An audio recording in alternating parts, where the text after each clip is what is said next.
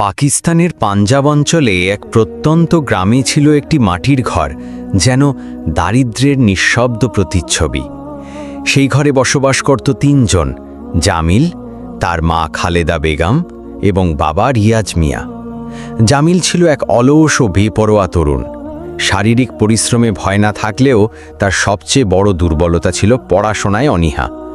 যদিও দারিদ্র্য ছিল নিত্যসঙ্গী, তবুও তার মা বাবার স্বপ্ন দেখতেন ছেলেটি একদিন লেখাপড়া শিখে মানুষ হবে, সম্মানের জীবন পাবে। প্রতিদিন সকালে মা জামিলকে স্কুলের জন্য প্রস্তুত করতেন, ব্যাগ হাতে দিতেন, পকেটে কয়েকটা টাকা গুজে দিতেন, আর বাবার হাত থেকে আশীর্বাদ নিয়ে সে বেরিয়ে পড়ত।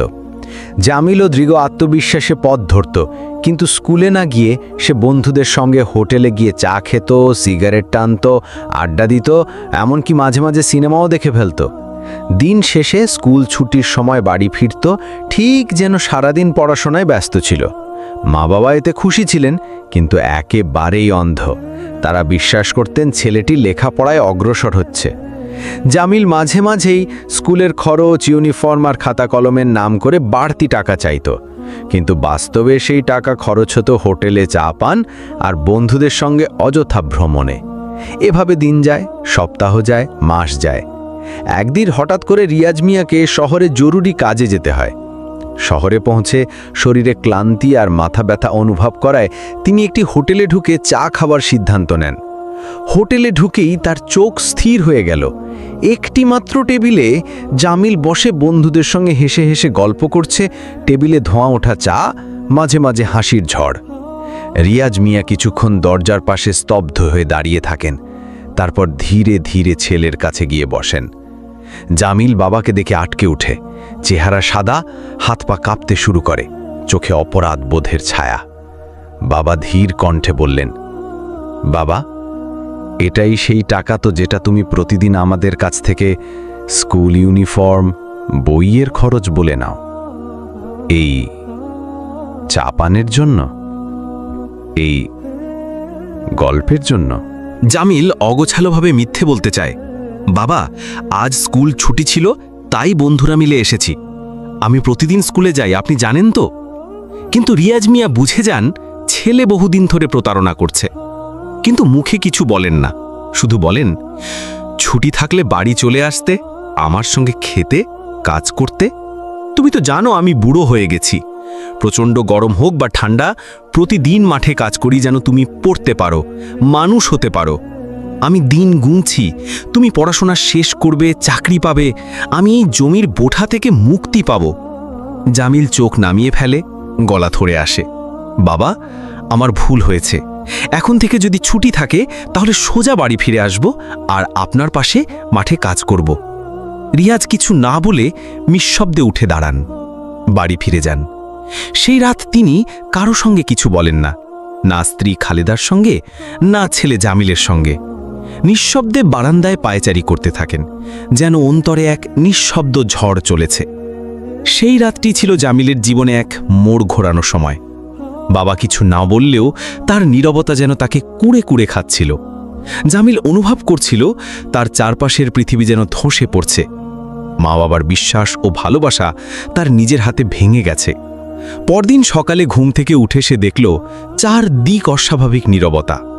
মা খালেদা বেগম রান্নাঘরে বসেছিলেন, মাথায় ওড়না টানা, চুপচাপ সবজি কাটছিলেন, মুখে কোনো কথা নেই। বাবা রিয়াজ মিয়া উঠানে গালে হাত দিয়ে চুপ করে বসেছিলেন, একটুও না নড়ে। হঠাৎ তিনি উঠে দাঁড়ালেন, জামিলকে ডাকলেন এবং একদম শান্ত স্বরে বললেন, বাবা, তুমি তো বলেছিলে গতকাল স্কুলে ছুটি ছিল, কিন্তু আজ আমি মাদ্রাসায় গিয়ে খোঁজ নিয়ে জেনেছি তুমি 1 বছরেরও বেশি সময় ধরে ক্লাসে যাচ্ছ না। বলো, কেন এমন করছো? এই প্রশ্ন শুনে জামিল মাথা নিচু করে চুপচাপ দাঁড়িয়ে রইল। বাবা আবার বললেন, বাবা, তুমি কি জানো না আমি এই বুড়ো শরীর নিয়ে দিনের পর দিন মাঠে কাজ করি, গরম ঠান্ডা কিচ্ছু মানি না, শুধু এই আশায় যে তুমি মানুষ হবে, পড়াশোনা করে সম্মানিত হবে। আমি নিজের জন্য নতুন জামা কাপড় কিনি না, কিন্তু তোমাকে স্কুল ইউনিফর্ম দিই। তোমার মা ওষুধ না কিনে টাকা জমিয়ে রাখে যেন তোমার বই কেনা যায়, আর তুমি আমাদেরই ঠকালে। বাবার গলা থেমে গেল, চোখে জল, মুখে যন্ত্রণার রেখা। জামিলও তখনও কোনো কথা বলল না। তার মা ধীরে ধীরে রান্নাঘর থেকে বেরিয়ে এসে ছেলের মুখের দিকে তাকালেন। চোখ টলমল করছিল। কোনো কথা না বলে তিনি নিজের ঘরে চলে গেলেন। বাবা কিছু না বলে পেছন পেছন তার ঘরে ঢুকে পড়লেন। জামিল উঠানের এক কোণায় গিয়ে চুপচাপ বসে পড়ল। জীবনে প্রথমবার সে বুঝতে পারল সে কি ভুল করে এসেছে। এতদিনের চা পান, আড্ডা, সিনেমা সব আনন্দ আজ তার বুক চিনে যন্ত্রণায় ফিরে আসছে। সে বুঝতে পারল সে কেবল নিজের জীবন নষ্ট করেনি, বরং মা বাবার স্বপ্ন, তাদের আশা, তাদের আত্মত্যাগ সবকিছু পায়ের তলায় পিষে দিয়েছে। সেই রাত তার চোখে ঘুম এলো না। বিছানায় শুয়ে শুয়ে সে নিজেকে অভিশাপ দিতে লাগল। একবার মনে হলো সব ছেড়ে পালিয়ে যাই, আবার মনে হলো না, এখনই সময় নিজেকে বদলানোর, এখনই প্রতিজ্ঞা নিতে হবে। সে আর আগের মতো থাকবে না। এবার সে মা বাবার মুখে হাসি ফোটানোর জন্য জীবন ঢেলে দেবে। পরদিন খুব ভোরে জামিল উঠে পড়ল। নামাজ পড়ে পরিপাটি হয়ে বাইরে বেরিয়ে পড়ল কাজ খুঁজতে। সারাদিন সে এই দোকান থেকে ওই দোকান, এই বাড়ি থেকে ওই হোটেল ঘুরে বেড়ালো। কিন্তু সবাই একই প্রশ্ন করল, তোমার পড়াশোনার যোগ্যতা কত? জামিল কিছু বলতে পারল না। সে তো কিছুই শিখেনি, কোনো সার্টিফিকেট নেই। সে শুধু মাথা নিচু করে দাঁড়িয়ে থাকত। কেউ তাকে কাজ দিতে চাইত না। এমন করে সন্ধ্যের দিকে সে ক্লান্ত হয়ে ঘরে ফিরল।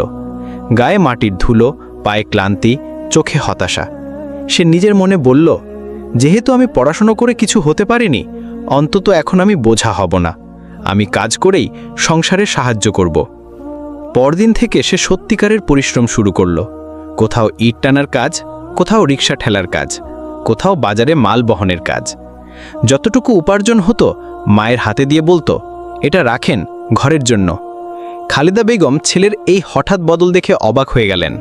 তিনি বুঝলেন ছেলের ভিতরে কিছু ভেঙে গেছে, কিছু গড়ে উঠছে। রিয়াজ মিয়া ছেলের এই পরিবর্তনে খুশি হলেও ভেতরে ভেতরে দুঃখ বোধ করলেন। ছেলেটাকে তো তারা চেয়েছিলেন পড়াশোনা করে মানুষ হতে, অথচ সে এখন পরিশ্রমে জীবন চালাচ্ছে। এক সন্ধ্যায় মা বাবা মিলে আলাপ করলেন। এই ছেলে এখন বদলেছে, সে চেষ্টা করছে, কিন্তু এই গায়ে থাকলেও কিছু করতে পারবে না। তাই যদি আমরা ওকে বিদেশ পাঠিয়ে দিই তাহলে হয়তো ওর ভাগ্য বদলে যাবে।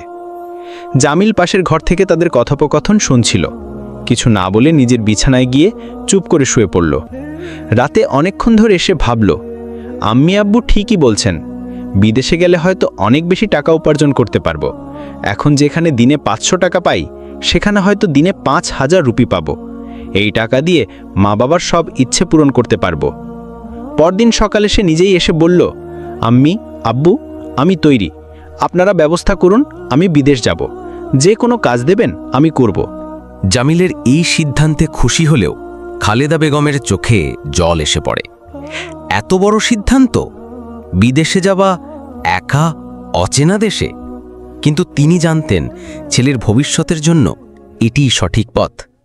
রিয়াজ মিয়া ছেলেকে বুকে জড়িয়ে ধরে বললেন, ভালো করে যাও বাবা, খোদার ওপর ভরসা রাখো, কোনো অন্যায়ের দিকে তাকিও না, আমরা সবসময় তোমার জন্য দোয়া করব। প্রথমেই জামিলের জাতীয় পরিচয়পত্র তৈরি করা হলো, এরপর পাসপোর্ট। কিন্তু বড় বাধা ছিল টাকা। রিয়াজ মিয়ার কোনো সঞ্চয় ছিল না। জমি বলতে ছিল মাত্র 1 খণ্ড ছোট প্লট, পূর্বপুরুষের স্মৃতিবাহী। সেই জমি বিক্রি করার সিদ্ধান্ত সহজ ছিল না, কিন্তু ছেলের ভবিষ্যতের কথা ভেবে তিনি মন শক্ত করলেন। অনেক কষ্টে জমিটি বিক্রি করে পাসপোর্ট, ভিসা ও টিকিটের খরচ জোগাড় করলেন। সব প্রস্তুতি সম্পন্ন হলে অবশেষে জামিল রওনা দিল সৌদি আরবের উদ্দেশ্যে। বিমানবন্দরে মা চোখের পানি ধরে রাখতে পারলেন না। ছেলেকে জড়িয়ে ধরে বললেন, বাবা সবসময় নামাজ পড়বে, আর কষ্ট হলেও আমাদের কথা মনে করবা। জামিল চোখে জল নিয়ে বলল, আমি কথা দিচ্ছি, আমি মানুষ হয়ে ফিরে আসব। সৌদি আরব পৌঁছে সে এক পুরনো পরিচিতের কাছে উঠল, যিনি নিজেও একজন সাধারণ শ্রমিক ছিলেন। চারপাশ ছিল অচেনা ভাষা, অজানা মানুষ, কঠিন পরিবেশ। জামিল শুরুতেই বুঝে গেল এই জায়গা সহজ হবে না। ভাষার সমস্যা, খাওয়া দাওয়া ভিন্ন, কাজের ধরন সম্পূর্ণ নতুন। তবুও সে হাল ছাড়ল না। কয়েকদিন পর থেকেই সে শ্রমিকের মতো কাজ শুরু করল। কখনো মাটি খুঁড়ে, কখনো বস্তা বয়ে, কখনো গাছপালা পরিষ্কার করে। এই সব কাজের বিনিময়ে সে সামান্য কিছু উপার্জন করতে পারত, কিন্তু খরচ শেষে মা বাবার কাছে পাঠানোর মতো তেমন কিছুই থাকত না। তবুও জামিল নিজের মধ্যে সাহস রেখে কাজ চালিয়ে যেতে লাগল। দিন যায়, সপ্তাহ যায়, মাস কেটে যায়। তার মন চাইছিল আরও ভালো কিছু করবার। একদিন কাজ শেষে সে তার এক সহকর্মীকে জিজ্ঞেস করল, ভাই, এমন কোনো কাজ জানেন যেখানে কষ্ট একটু বেশি হলেও বেতন ভালো? সহকর্মী বলল, একটা জায়গার কথা শুনেছি, শহর থেকে অনেক দূরে মরুভূমির মাঝে একটা খেজুর বাগান আছে। ওখানে কিছু উট আর ছাগলও আছে। একা থাকতে হয়, জায়গাটা নির্জন, কিন্তু মাসে 4-5 হাজার রিয়াল দেয় বেতন। আগের লোকটা ছুটিতে যাচ্ছে, মালিক নতুন কাউকে খুঁজছে। জামিল এক মুহূর্ত না ভেবে বলে উঠল, আমি যাব ভাই, আমাকে বলুন কোথায় যেতে হবে, আমি প্রস্তুত। সহকর্মী মালিকের সঙ্গে যোগাযোগ করে দিল। মালিক খবর পেয়ে খুশি হলেন এবং পরদিন নিজেই গাড়ি নিয়ে এসে জামিলকে নিয়ে গেলেন। সেই যাত্রা ছিল দীর্ঘ ও ক্লান্তিকর। গাড়ি ছাড়ে সন্ধেবেলায়, কিন্তু সারা রাত ও সারা দিন পেরিয়ে গেল, গন্তব্য আসে না। চারদিকে শুধু ধু ধু মরুভূমি, শুকনো গাছপালা, বালির ঢিবি। জামিল চুপচাপ জানালা দিয়ে বাইরে তাকিয়েছিল। একবার মনে হলো, আমি কোথায় যাচ্ছি, এ কেমন জায়গা? কিন্তু তারপর মনে পড়ল, আব্বু এখনও জমিতে কাজ করছেন, আম্মি হয়তো ওষুধের বদলে টাকা জমাচ্ছেন। সে চোখ বন্ধ করে নিজের মনে বলল, যা কিছু হোক আমি এই কাজটা করব। অবশেষে অনেক লম্বা পথ শেষে তারা পৌঁছালো এক নির্জন মরুভূমির মাঝে। সামনে ছড়ানো খেজুর গাছের সারি, কয়েকটি ছাগল, 2টি উট, চারদিকে নিস্তব্ধতা। মালিক গাড়ি থেকে কিছু খাবার দাবার, চাল, ডাল, পানি দিয়ে বললেন, এই রসদ 15 দিনের জন্য, আমি আবার 15 দিন পর আসব। এর মধ্যে গাছগুলোর যত্ন নেবে, পশুকে খাওয়াবে। এরপর মালিক কিছু কাজ দেখিয়ে গাড়ি ঘুরিয়ে চলে গেলেন। জামিল তখন একা, চারপাশে এক ফোঁটা মানুষের চিহ্ন নেই। সে প্রথমবার বুঝল নিঃসঙ্গতা কাকে বলে। চোখে জল এসে গেল। পকেট থেকে মোবাইল বের করে মায়ের সঙ্গে কথা বলতে চাইল, কিন্তু ফোনে কোনো সিগন্যাল নেই। যেন চারদিকের মরুভূমি তার সঙ্গে সব যোগাযোগও কেটে দিয়েছে। তবুও সে নিজেকে শক্ত করল, মনে বলল, এখানেই থাকতে হবে, এভাবেই এগিয়ে যেতে হবে। সে কাজ শুরু করল, গাছ পরিষ্কার, ছাগল উটকে খাওয়ানো, পানি সরানো, সব একা একা। দিন যায়, সপ্তাহ যায়, মাস কেটে যায়। ধীরে ধীরে সে এই রুটিনের সঙ্গে মানিয়ে নিতে শুরু করল। নিঃসঙ্গতা ক্রমশ তার জীবনের অঙ্গ হয়ে গেল। একদিন এক পাহাড়ের চূড়ায় উঠে হঠাৎ সিগন্যাল পেল মোবাইলে। মা বাবার সঙ্গে কথা হলো বহুদিন পর। সে যেন হাঁপ ছেড়ে বাঁচল। এই সামান্য কথোপকথনই তার জীবন চালানোর শক্তি হয়ে উঠল। এইভাবেই বছর পার হয়ে গেল। এক রাতে হঠাৎ এক দুর্যোগপূর্ণ আবহাওয়ায়, ঝড়, বৃষ্টি, বিদ্যুতের ঝলকানের মধ্যে হঠাৎ বাইরে কেউ চিৎকার করে ডাকতে লাগল। জামিল আতকে উঠে দাঁড়ালো, চিন্তায় পড়ে গেল। এই গভীর রাতে এই মরুভূমির একাকী নির্জনতায় কেউ চিৎকার করছে, এটা নিশ্চয়ই স্বাভাবিক নয়। কিন্তু দ্বিতীয় মুহূর্তেই তার মনে পড়ল, যদি কেউ সত্যি বিপদে পড়ে তাহলে সে সাহায্য না করলে তা হবে অমানবিক। সে দ্রুত দরজা খুলে বাইরে বেরিয়ে এলো। প্রবল ঝড় আর বৃষ্টির তোড়ে শরীর ভিজে যাচ্ছিল। দূরে সে দেখতে পেল বালির মধ্যে এক জায়গায় গাড়ির হেডলাইট জ্বলছে আর তার আশেপাশে কিছু মানুষের ছায়া নড়ছে। জামিল দৌড়ে এগিয়ে যেতে লাগলো। গাড়ির কাছাকাছি পৌঁছাতেই সে শুনতে পেল নারী কণ্ঠের আতঙ্কিত চিৎকার, আল্লাহ, দয়া করো, কেউ আছে? জামিল এগিয়ে গিয়ে জিজ্ঞাসা করল, আপনারা কারা, কি হয়েছে? গাড়ির পাশে দাঁড়িয়েছিল 5 জন আরব তরুণী, ভিজে কাঁপতে থাকা। ভয়ে আর আতঙ্কে মুখ ফ্যাকাশে হয়ে গেছে। তাদের একজন কাঁপা গলায় বলল, আলহামদুলিল্লাহ, অবশেষে কেউ পাওয়া গেল। আমরা এই মরুভূমির মধ্য দিয়ে গাড়ি চালিয়ে যাচ্ছিলাম। হঠাৎ রক্তিম ধুলোর ঝড়ে পথ হারিয়ে ফেলি। এরপর গাড়িটা বন্ধ হয়ে যায়। মোবাইলেও কোনো সিগন্যাল নেই। আমরা এখানে আটকে গেছি। জামিল সান্ত্বনা দেওয়ার স্বরে বলল, আল্লাহর রহমত, এখন আপনারা নিরাপদ। আমার বাসস্থান কাছেই, ওখানে চলুন। বৃষ্টি আর ঝড় থেকে অন্তত বাঁচা যাবে। তরুণীটা একটু দ্বিধা করলেও বিকল্প কিছু না থাকায় তার সাথেই রওনা দিল। জামিল তাদের ফার্ম হাউসে নিয়ে এলো। সেখানে গিয়ে তারা রীতিমতো হাঁপ ছেড়ে বাঁচল।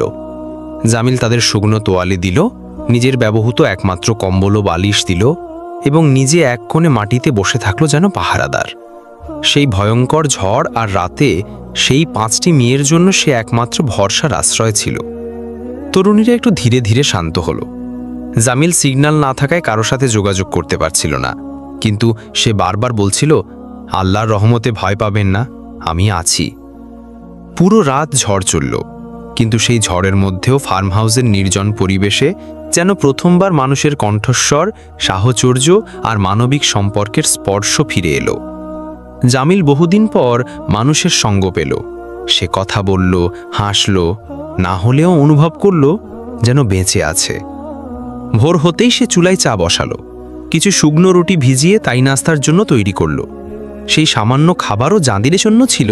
তারা যখন দেখল একদম নিঃস্ব জীবনের মাঝেও জামিল তাদের আতিথেয়তায় কোনো কমতি রাখেনি, তাদের চোখে এক ধরনের শ্রদ্ধা জন্ম নিল।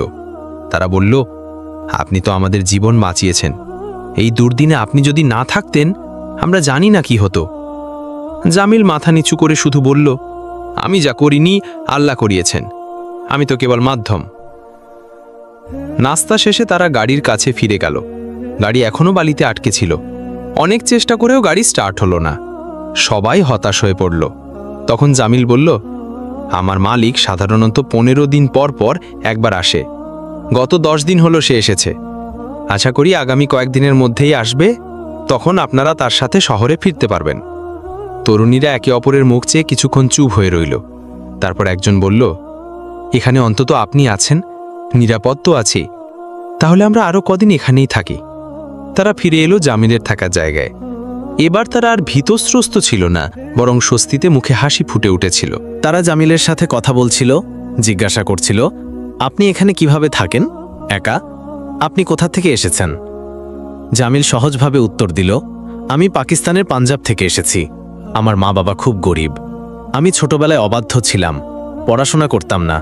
এরপর যখন বুঝলাম তারা কত কষ্ট করে আমার জন্য স্বপ্ন দেখে, তখন আমি নিজেকে বদলে ফেলি। সে বিস্তারিতভাবে সব বলল, স্কুলে না যাওয়া, বাবার হাতে ধরা পড়া, পরিশ্রম করা, জমি বিক্রি করে বিদেশে আসা, মরুভূমিতে একা থাকার অভিজ্ঞতা। তরুণীর অবাক হয়ে গেল।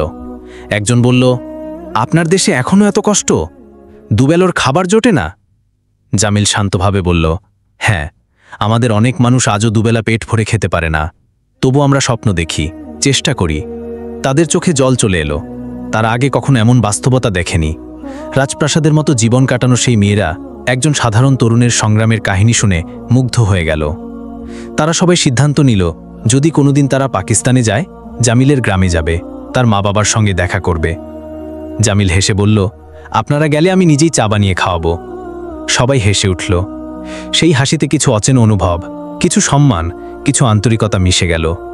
সেই 5 তরুণীর সঙ্গে কাটানো প্রতিটি দিন যেন জামিলের নিঃসঙ্গ জীবনে নতুন আলো এনে দিল। তারা এখন আর আতঙ্কিত পথহারা অতিথি ছিল না, তারা হয়ে উঠেছিল তার নিত্যদিনের সঙ্গী, কথা বন্ধু এবং ঘরের মানুষ।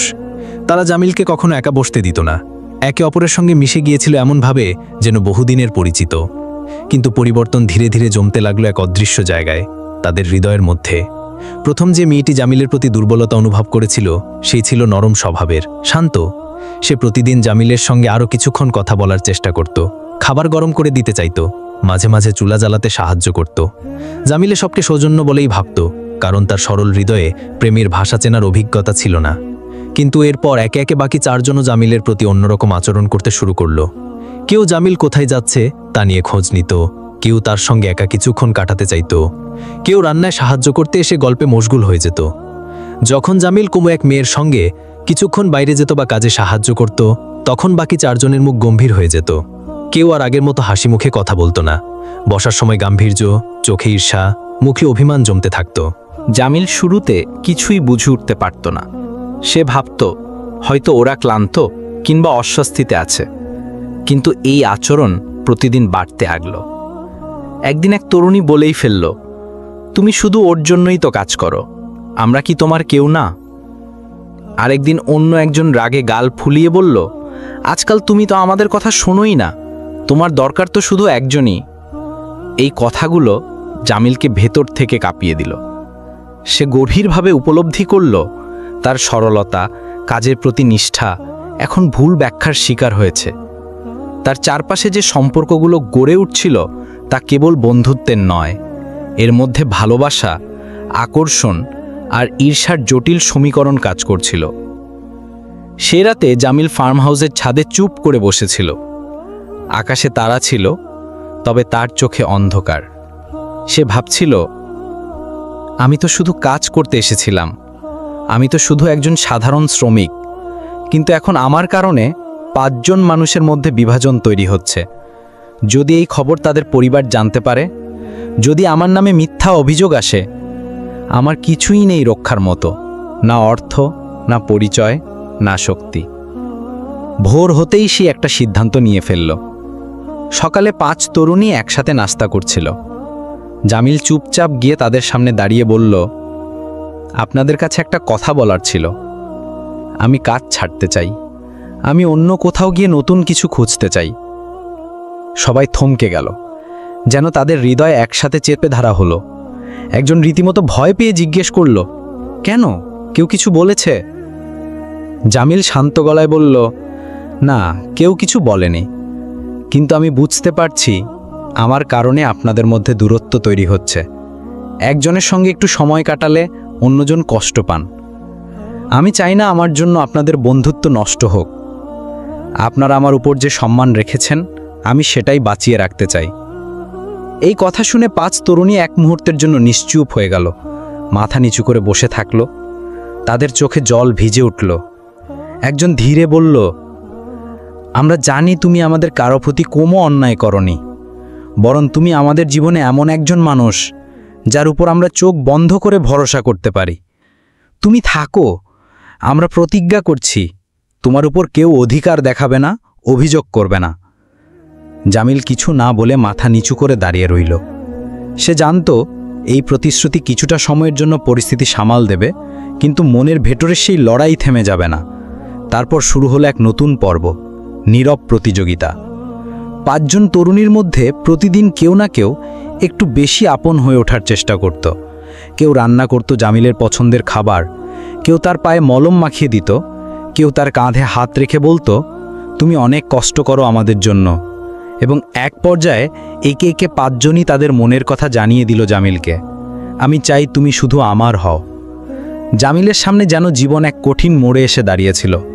5 জন মেয়েই এখন স্পষ্টভাবে তাদের ভালোবাসার কথা জানিয়ে দিয়েছে। কেউ বলেছে তুমি আমার জন্য আল্লাহর দেওয়া রহমত, আবার কেউ কাঁদতে কাঁদতে বলেছে তোমাকে ছাড়া আমি আর কাউকে কল্পনাও করতে পারি না। প্রত্যেকেই তার ভালোবাসায় ছিল সৎ, নিঃস্বার্থ আর আন্তরিক। কিন্তু সমস্যাটা এখানেই। জামিল জানতো সে সবার ভালোবাসা ফিরিয়ে দিতে পারবে না। সে একজন সাধারণ গরিব ছেলে, যার নিজের কিছু নেই। সে কারোর জন্য রাজপ্রাসাদ তৈরি করতে পারবে না, কারোর জন্য বিলাসিতা নিশ্চিত করতে পারবে না। সে শুধু একজন ছেলে যার বাবা কৃষক আর মা একজন রোগা বয়স্কা নারী। রাতে ফার্ম হাউসের ছাদে বসে সে গভীরভাবে ভাবছিল। একসময় চোখ দুটো ভিজে গেল। সে আল্লাহর কাছে প্রার্থনা করছিল, হে প্রভু, আমি কারো মন ভাঙতে চাই না, কিন্তু আমি কি 5 জনের সঙ্গে একসাথে জীবন কাটাতে পারি? আমি তো এমন কোনো ব্যক্তি নই যে কাউকে কষ্ট না দিয়ে এই সমস্যা থেকে বেরিয়ে আসতে পারি। পরের দিন সকালে সে 5 জনকেই একত্র করে বলল, আপনাদের সবার ভালোবাসা আমি গ্রহণ করি না, কারণ আমি বুঝি এটা আল্লাহর পক্ষ থেকে ইমতেহান। আমি কাউকে কষ্ট দিতে চাই না, কিন্তু বাস্তবতা হচ্ছে আমি শুধু একজনকেই বিয়ে করতে পারবো, আর যেই তাকে পছন্দ করব বাকিদের কষ্ট হবে। আমি চাই না আমার জন্য আপনাদের বন্ধুত্ব নষ্ট হোক। আমি গরিব, আমি একজন ড্রাইভার, একজন শ্রমিক, আমার কিছুই নেই, না টাকা, না সামাজিক অবস্থান। আমি শুধু একজন ছেলে যার বাবা কৃষক আর মা একজন রোগা বয়স্কা নারী। 5 জন মেয়ে চুপচাপ চোখ নামিয়ে বসে থাকল, যেন প্রতিটি শব্দ তাদের বুকে ছুরি হয়ে বিঁধছিল। কিছুক্ষণ পর একজন বলে উঠল, আমরা জানি তুমি সত্য বলছো, আর আমরা চাই না তুমি আমাদের কাউকে কষ্ট দিয়েই সিদ্ধান্ত নাও। এই বলে তারা 5 জনেই চোখের জল লুকিয়ে উঠে গেল। কেউ কিছু বলল না, কেউ রাগ করল না, কিন্তু সেই নীরবতাই ছিল সবচেয়ে ভারী। তারপরের কয়েকদিন যেন সবাই চুপচাপ হয়ে গেল। আগের মতো খুশি খুশি হাসি, আড্ডা বা গল্প নেই। জামিল বুঝল সে চাইলেও আর স্বাভাবিক পরিবেশ ফিরিয়ে আনতে পারবে না। তবুও তাদের মধ্যে একজন ছিল যার আচরণ একদম ভিন্ন ছিল। সে কখনো কোনো অভিযোগ করেনি, কখনো কোনো দাবি তোলেনি, সবসময় চুপচাপ থেকেছে। জামিলের কাজের পাশে থেকেছে, তার জন্য জল এগিয়ে দিয়েছে, মাথা ব্যথায় তেল মেখে দিয়েছে, রান্নায় সাহায্য করেছে, আবার কোনো কিছু না বলেই একপাশে সরে দাঁড়িয়েছে। জামিল একদিন ছাদে বসে তার দিকে তাকিয়ে থেকে ভাবছিল, এই মেয়েটা ভিন্ন, এতে অহংকার নেই, দাবি নেই, আছে শুধু ভালোবাসা। নীরব, গভীর আর নিঃস্বার্থ। পরের দিন সকালে সে তাকে আলাদা করে ডেকে বলল, আমি তোমাকে ভালোবাসি, তুমি যদি রাজি থাকো তাহলে আমি এখনই তোমার সাথে বিয়ে করতে চাই। কিন্তু একটা কথা আছে, আমি চাই না তুমি তোমার বিলাসবহুল জীবন ছেড়ে দিয়ে পরবর্তীতে আফসোস করো। আমি গরিব, আমার কিছুই নেই, আমার জীবনের পথ কঠিন। মেয়েটি কিছুক্ষণ চুপ করে থেকে বলল, আমি তোমাকে শুধু একজন শ্রমিক হিসেবে ভালোবাসিনি, আমি তোমাকে ভালোবাসি কারণ তুমি সৎ, মেহনতি, বিশ্বাসযোগ্য। আমি জানি তুমি আমাকে সুখ না দিতে পারো, কিন্তু তুমি কষ্ট কখনো একা ভোগ করো না, আমাকে কখনো একা কাঁদতে দেবে না। জামিলের চোখে পানি চলে এলো। সে বলল, আমি চাই আজই আমাদের বিয়ে হোক, আজ রাতেই আমি তোমাকে পাকিস্তানে নিয়ে যাব, আমার বাবা মার সঙ্গে পরিচয় করাবো। মেয়েটি মাথা নিচু করে বলল, আমার পরিবার আমাকে তোমার সাথে বিয়ে করতে মানবে, কিন্তু তারা কখনো চাইবে না যে আমি তোমার সাথে এসে পাকিস্তানে থাকি। জামিল হাত ধরে বলল, যদি তুমি আমাকে ভালোবাসো তাহলে তোমাকে এই কোরবানি দিতে হবে। আমি তোমার সম্পদ চাই না, তোমার রাজকীয় জীবন চাই না, আমি চাই তুমি আমার সঙ্গিনী হও, আমার বাবা মার বউ হও, আমার জীবনের সত্য হও। মেয়েটি চোখ ভিজিয়ে বলল, যদি তুমি আমার জন্য নিজের ধর্ম ছেড়ে ইসলাম গ্রহণ করতে পারো তাহলে আমি তোমার সাথে সব ছেড়ে যাব। আমি তোমার সাথে সেই কাঁচামাটির ঘরে গিয়ে থাকব, তোমার মা বাবার পায়ে হাত রাখব আর সারা জীবন তোমার সাথে থাকব। জামিল বলল, আমি তোমার জন্য ইসলাম গ্রহণ করব না, আমি নিজের হৃদয় দিয়ে আল্লাহর পথে ফিরে আসব। আমি মুসলমান এবং আজ থেকে আমি জীবনের প্রতিটি পদক্ষেপ আল্লাহর সন্তুষ্টির জন্যই চালাবো। সেই রাতেই দুজনের সাদামাটার নিকাহ হলো, আল্লাহর নাম নিয়ে তারা এক হলো। জামিল পরদিনই তাকে নিয়ে পাকিস্তানে ফিরে গেল। মেয়েটির হাত ধরে সে মায়ের পায়ে পড়ে বলল, মা, এ শুধু আমার স্ত্রী না, এ আমার শিক্ষক, আমার রক্ষক, আমার জীবনের সত্য। খালেদা বেগম তাকে বুকে টেনে নিলেন, বললেন, এই মেয়েটাই তো সেই ফেরেশতা যে আমাদের ছেলেকে মানুষ বানিয়ে দিয়েছে। আর সেই মাটির ঘরেই শুরু হলো এক নতুন জীবনের গল্প, যেখানে ভালোবাসা ছিল বিশ্বাসের ওপর গড়ে তোলা আর সম্মান ছিল আত্মত্যাগের নাম। ভিডিওটি কেমন লাগলো তা অবশ্যই কমেন্ট করে জানাবেন। ভিডিওটি ভালো লাগলে ভিডিওতে একটি লাইক করে আমাদের চ্যানেলটি সাবস্ক্রাইব করবেন। ভালো থাকবেন, সুস্থ থাকবেন, এই প্রত্যাশায় আজকের মতো বিদায় নিচ্ছি। আল্লাহ হাফেজ।